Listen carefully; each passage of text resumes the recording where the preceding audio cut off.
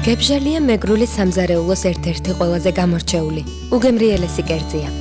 მის მოსამზადებლად დაგჭირდებათ 500 გრამი ჭყინტი სულგუნი, 80 გრამი პიტნა, 150 გრამი მაწონი, 1 ლიტრი რწე, 1 კბილი ნიორი,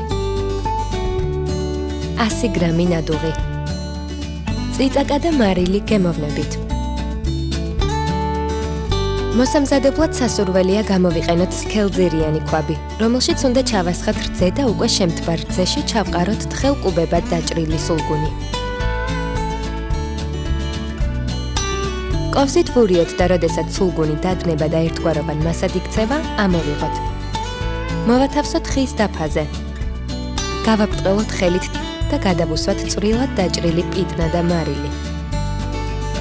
ახლა უკვე შეგვიძლია რულეტივით გადავახვიოთ და პარალელურად დავიწყოთ соуსის მომზადება.